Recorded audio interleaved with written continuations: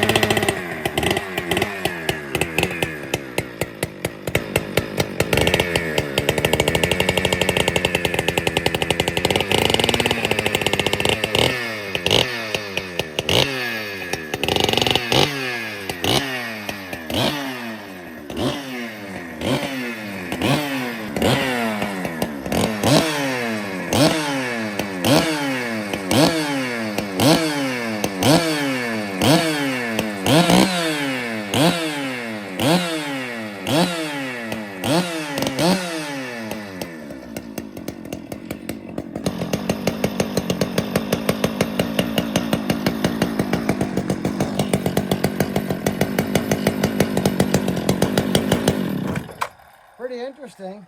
We haven't run this saw yet. He was running a still lightweight. See that, Luke? He's got the adjuster on there. Oh, yeah. Oh, look at the clutch. I love these clutches. I love these clutches. These saws are a full circle crank, friends. They're a full circle crank. Oh, there's 4 clips. Now that's interesting. I've never seen that. Let's look. So, friends, this is a carbureted saw. Look at this. Look at that. These are different. See that? There's 2 intakes. I'm not familiar with these. But the interesting thing to me is in my Argyle vest this morning with my hot rod sunglasses on, this saw, there's the jets right there. And it's tunable. It's tunable. Idle, high, low jets, boom, brings you right into a flathead screwdriver, which is fantastic. Now, I don't know much about these saws. I thought X-Torque were not tunable. Am I mistaken, friends? I don't know. But I do know that these saws are very smooth. 576 XPG, carburetor heating, patent, X-Torque, which is very interesting to me. So I'm going to bar it up. Looks like he had a little time on her, Lukey.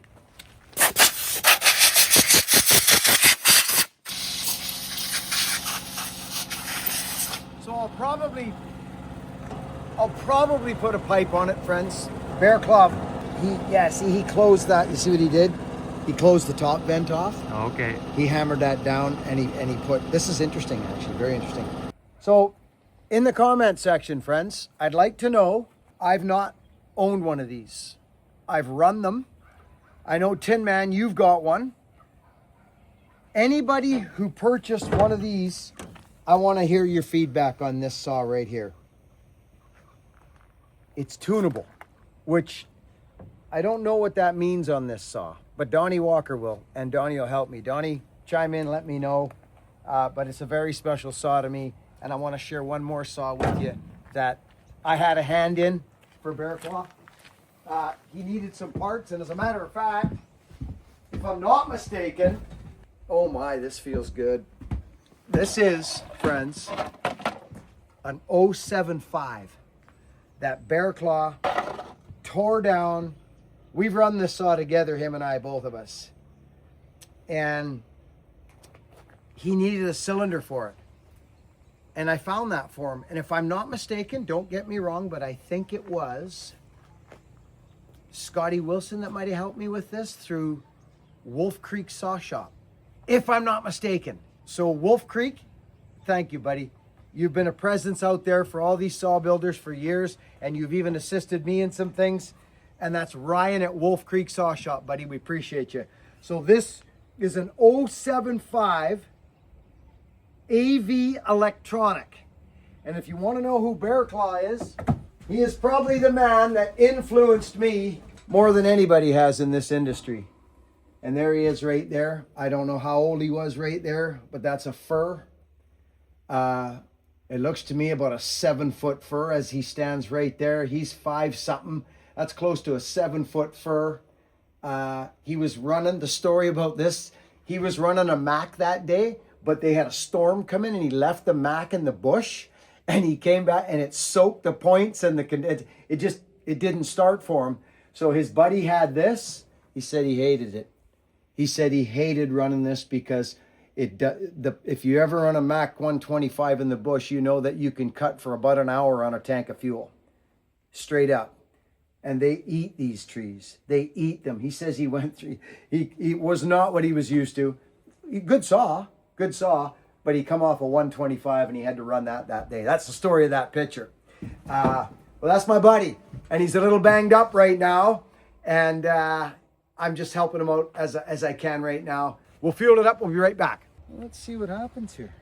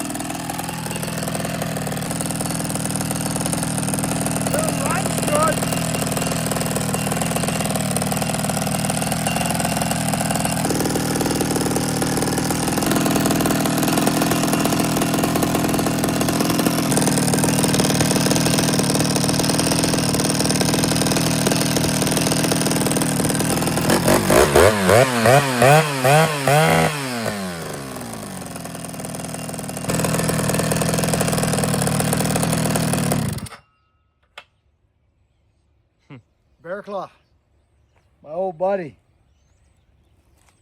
74 years old, and this is what he cuts fire. He loves cutting firewood in it because it's got all that bottom end. He runs a skip tooth square ground chain on it.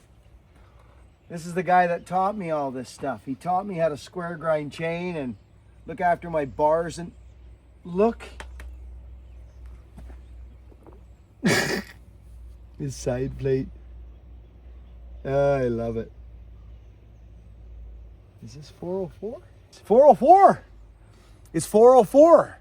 He's running 404 on it right there. That makes sense, see? 404 chain. So this will be nice and smooth in the wood. I'm looking for, oh, there's the jets right there. I couldn't see them. They're all dusty. They're right there. High and low is right there. Anyway, made in Germany, West Germany. Tells you how old it is. So we're gonna go run that in the firewood there.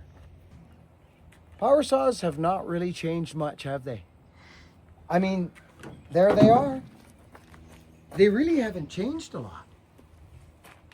Look at that one. Look at this thing. Is that a plastic tank? Yep, it's a plastic gas tank. Friends, do you guys remember this? Do you remember these guys, friends? Skill. This is so funny. Stick with me, Luke. Just for the heck of it. Let's put our glasses up here so we don't lose those. Let's have a little gander at what's actually going on here. Friends, we used to do a lot of this on the freaking channel. Look at this, one bolt and shaklank. Out she comes. Look at this. Look at freaking this. So for fun, friends, just for fun, let's check something out.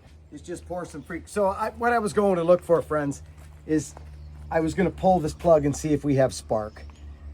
But there's another way to do that. That's off and that's on. There's a very easy way to tell if you got spark if you don't want to pull your spark plug off. Because if this thing has spark and it has something that will ignite like that, then it should fire by rights.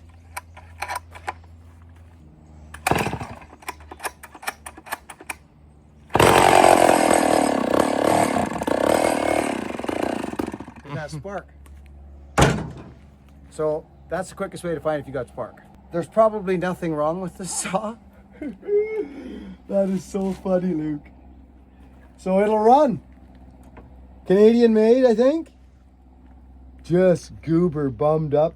Choke, flap, idle, high and low jet right there. It probably has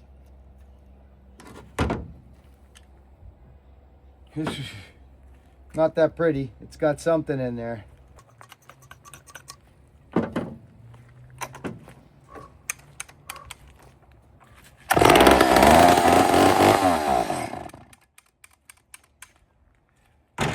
So we know the program now. We do that a couple more times, and if it decides to pick up, which I don't believe it will. So what can happen, friends, is the diaphragm's probably rock solid. So what a guy can do is basically, he can do that again. But here's a little trick for you. I want you guys to watch this. We're gonna do this right now. But this is where one of these comes in super duper handy, okay? So that's why I have this thing here for vintage saws or any saw that you don't wanna. Watch what I'm about to do. It's gonna be messy. We got nuts and bolts all over the back of the tailgate here. We know that runs, that runs. My bar nuts are probably racing away here somewhere, but this is what I'm gonna do. This is what I'm gonna do. It takes a fine hand. It does, this takes a fine hand, okay? Now, squirt, squirt, right? Here it comes. See? I got to get the fuel to there to get it going.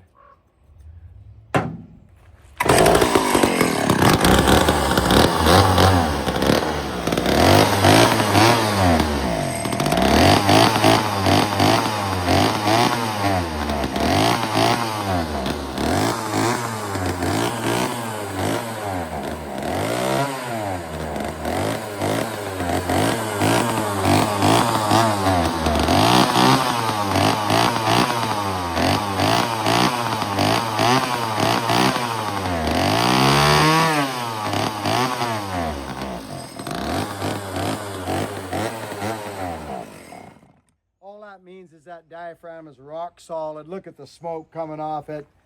The diaphragm is rock solid and it's not able to pump fuel, so it'll feed on a trickle. But what can happen sometimes is after doing that for about as long as I did it, or maybe a little longer, Maybe do that 2-3 times. Sometimes you'll get lucky and the fuel will soften up.